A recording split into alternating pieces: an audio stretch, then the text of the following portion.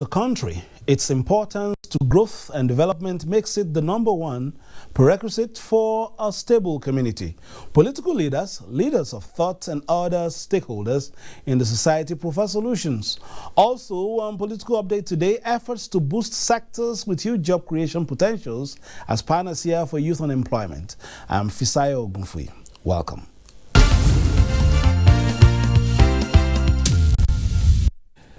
The abduction of some students of government secondary school Kagara has traumatized many Nigerians in the past week. However, some from the affected community are showing a truly resilient front in the face of adversity. Caleb Ismail is from a village miles away from Kagara, but he has a mighty dream that sent him to school at Government Science Secondary School Kagara. But an encounter with the abductors left him with scars that could be of a lifetime. He was lucky to have escaped by the whiskers, but his friend Habila was shot dead. But they tell us, if you cannot stop, I can shoot him. But they has already started running, but they are shooting him in the head. This ugly incident sent shivers of shocks to the family of his bosom friend. I say we feel so bad. We are there sitting down, mourning, receiving the condolence visits from our neighbors and well wishers. Many others are yearning to see that their loved ones are released. We no even sleep since that very yesterday. Up to now, we are struggle looking for how we are going to see them. Though families and friends of those abducted at Government Science School Kagara yesterday may be reeling in pains, but the most important thing is that efforts are being intensified to ensure that their loved ones are brought back into their arms once again.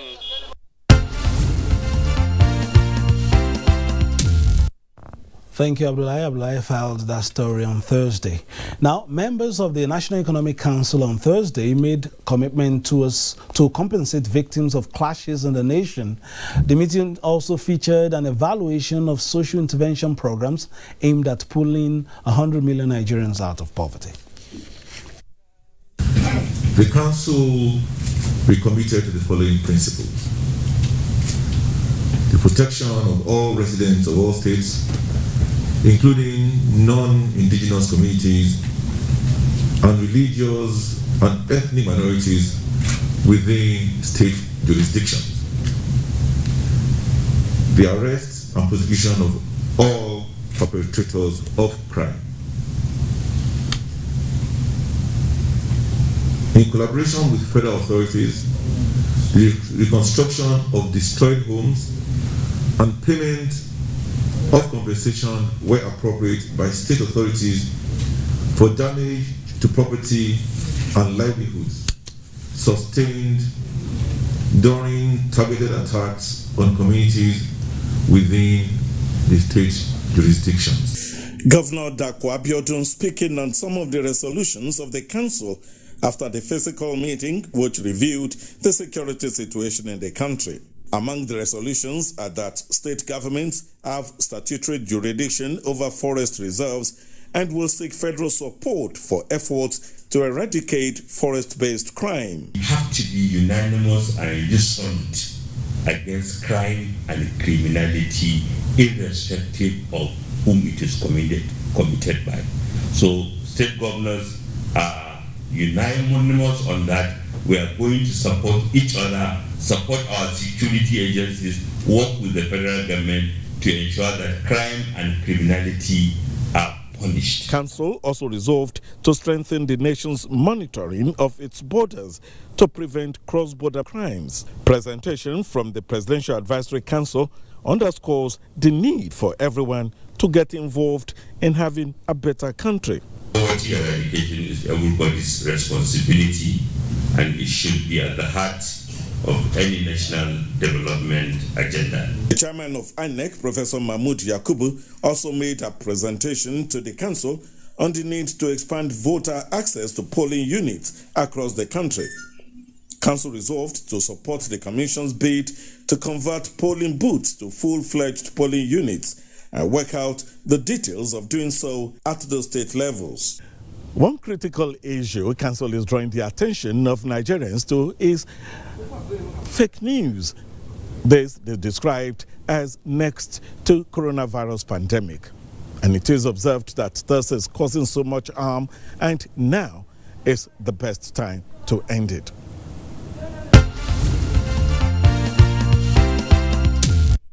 Now, still on security, the Senate last week discussed a rejigging of the nation's security architecture to confront current realities. The mover of the motion, Deputy Majority Leader of the Senate, Professor Robert Ajayi Borofis, sat down with Political Update to share his thoughts.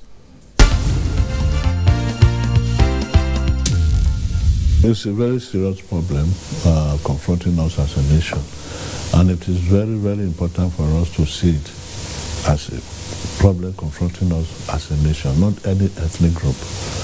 From the information available to us, 90% of those causing trouble are from outside this country, from Mali, from Burkina Faso, from Niger. They are not Nigerians. And so we must see it as such. And unfortunately, in some areas, it's deteriorating into ethnic conflict, like, particularly in the southern parts. But if you go through my motion, you discover that there's virtually no part of this country that is not affected. In fact, from what we gather in the National Assembly, there are more deaths, there are more killings, there are more kidnapping, there are more rapes in the northern part of the country, particularly in the northwest, in Niger State, in the northeast, in Benue. So it's a very serious issue. But unfortunately, in some parts, it's been misinterpreted as a conflict between some tribes, some ethnic groups, and another, which is not true, and it's very dangerous. So we have to act quickly to ensure that this is nipped at the bud. Of course, you cannot tackle this type of thing without the security architecture. The security must be alert to ensure that they have a thorough analysis of the way these people act, who they are, where they are, and then map out strategies for tackling them. The intelligence is very important. Intelligence is very important. So the intelligence community have to work together and share information. Even depending on, for instance, we have a space agency which has remote sensing satellites that can be used to identify land covers and unmanned areas of the state, where we know that some of these elements are hiding, where they have their tents and their camps. This type map should be made available to the security agencies so that they know where they are going, they know where to go, they will be acting on target. Then the communities must be involved.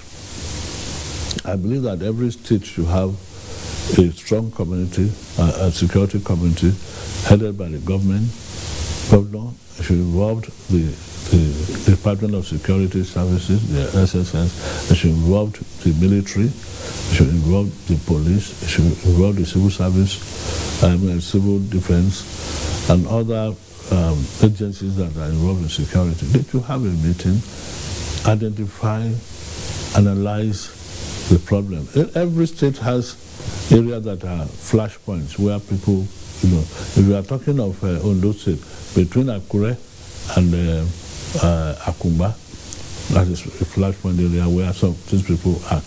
Between Owo and Ute, you also have these people there.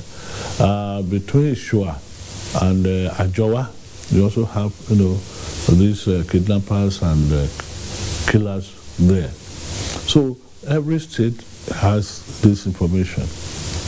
I'm sure the DSS has it, the police has it. They should collect all this information and then know how to allocate their resources in terms of intervention. The general discourse in Nigeria for some time now is security and the economy. Some say both are inextricably linked, as crimes is often perpetrated by those hitherto not too meaningfully engaged. What are the creative ways to boost job creation? Joining us is Honorable Chinedu Nwosu, is from Awka North, Awka South. Has been here several times. Many thanks for joining us again on a day like this. First of all, of course, sad commentaries talking about some of these developments. But how do we begin, to shore against some of these things from rearing their ugly heads again? Well, thank you, Fisayo. My name is Honorable Sam Chinedu Nwosu. I represent the people of Awka North and South Federal Constituency in Anambra State. We are all Nigerians, and just like the last person who spoke said, Borofis, you can't detach security from the progress of any nation. People will first of all be confident enough to not only invest in any part of the country, they will also be confident enough to know that their investment is secured. It starts with life first. I have to be sure that my life is secured. Even in my own town, if I am not sure that my life is secured, I will find it uncomfortable to stay around and do any economic activity. And bringing it down, who are these people that are causing these things? First, just like Borofi said, you discover that he is bringing in foreigners who are coming into the country. Apart from them, what of the indigenes, the people of the country? You understand? So it has to be seen both ways.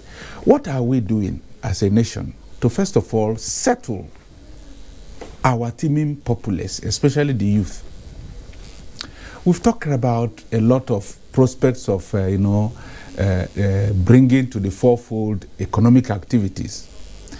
But I always see it as we are expanding it in such a way that it looks so bogus. These are simple things. For most of us, you and I and other people who have gone outside this country, to take a table of how they come to be what they are today. I always make a reference. If you go to China, if you come to Vietnam and all those small places there, you see that they take it to the bottom line of individuals. What is a particular person able to do? And what do you provide for that person to be able to achieve that which he can do? We cannot keep on talking about empowering people when there is no power to empower people. If I know how to build my furniture, what will I use to build furnitures? The cost. If we are doing so, we should trickle it down to the little things we can do. I mean, you are of a bit of the at least younger generation to a reasonable extent. In your interactions with them, especially your constituents, what are the pains and what can be done in terms of quick gains to begin to make them very active and tired in the evenings so that they cannot be used for any other activity? Just like I'm saying, there are things that should be put in place. And unless those things are put in place, if no matter how we talk about these issues, no matter what, the basic things everybody is looking for in Nigeria is how would a state be able to manage itself, make those provisions for itself. And when you see lawmakers or people from different sides of the country talking about, bringing economic activities to particularize it within a setting, if you like, call it fiscal federalism or what. All these things are what we look at. And the more we continue dodging those prospects, it will continue escalating. So some settings has to be able to manage itself. It's not what the federal government can be at every place. I said some times ago that look at the NYSC, for instance. everybody goes to serve. After the service, bundles of CVs are presented to us to look for a job for us. My work in the National Assembly is not to go out looking for a job for a graduate. But if there is a way you can integrate this service scheme and bring them to learn a particular thing within that year, which that person will start using the moment he comes out of that service, before he will now be checking for other things. And most of us, like, are you talking of additional skill acquisition? Because what has happened is that he has just finished acquiring a skill 4 or 5 years in the tertiary institution. He has come to the NYSC, perhaps more for national integration. But this time you want to teach him something more again to make him more relevant. Why not put him in a point where he can practicalize that thing he has learned? The educational system in Nigeria is not just meant for you to acquire one knowledge.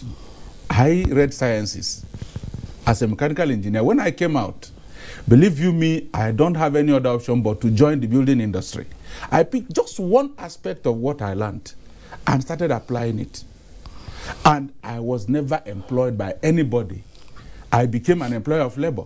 So those things are what we can. And why I'm saying is that I learned those things during my service here, because I was opportune to serve with somebody who is doing that roadside.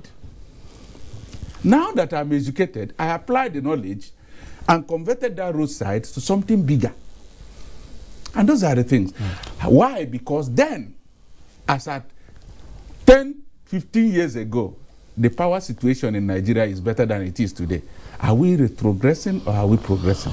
I will continue with that discussion in a few minutes, but let's see this one, a virtual meeting of PDP Governors Forum at security at its focus. The governors say lasting solutions must be found to curb the ugly trend. Under the chairmanship of Governor Aminu Waziri Tambuwal of Sokoto State, x-rayed the state of the nation, in particular the various challenges facing the country in respect of security, economy and other matters of national importance. Decisions at the end of the meeting congratulated the newly appointed service chiefs and recommended the complete overhauling of the national security architecture. The forum strongly recommended the decentralization of the Nigeria Police Force and imperative introduction of the state police in Nigeria as one of the solutions to stem the tide of insecurity ravaging the country.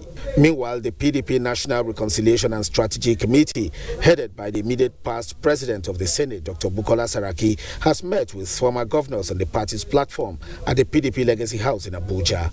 The strategic meeting is part of the committee's mandate towards repositioning in the party. And also to bring about all the areas of grievances between, which is normal in any party. Politics is local. Every state is as important as another. The National Publicity Secretary of the PDP, Kola Ologbondiyan, at a media briefing in Abuja says the working relationship between the party's National Working Committee remains cordial. Under this NWC, we don't dabble into affairs that are not our business. Issues of congresses in states where there are contestations, the forthcoming off-season governorship election in Anambra State, and ultimately plans to return to power at the top are some of the priorities of the party, according to the National Publicity Secretary.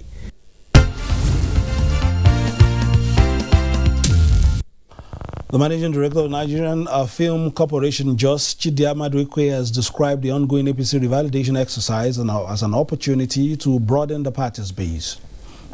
Managing director of Nigerian Films Corporation, Jos Chidiama Dwekwe, was joined by party faithful to re-register his APC membership in his hometown, Asaga, in Ohafia local government area of Abia State. Our party is very organic in nature, and that is why we have been able to evolve to where we are today. A visit to his country home to perform the all-important task of re-registration afforded him the opportunity to inspect some of the ongoing road projects, which include Ohafia Rochiku Road and Ohafia Isugu Rural Road, embarked upon by President Muhammadu Buhari-led APC government through the Senate Chief Whip, Senator Oji Uzo Kalu. This road leads to this village called Isugu Ohafia, and this is one out of 20 roads that Senator Oji Uzo Kalu has attracted in the entire Abia North.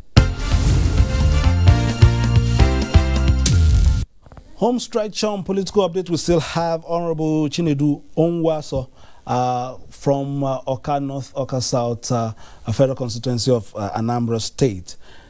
It is a crucial year, of course, in your state. But before we go to all that, in your constituency, what are the feedback like? It was a ravaging year last year, COVID-19 and all that. But in a community like yours, when we have so many teeming youths and people are highly creative, what is the feedback like? Is life back on an even keel?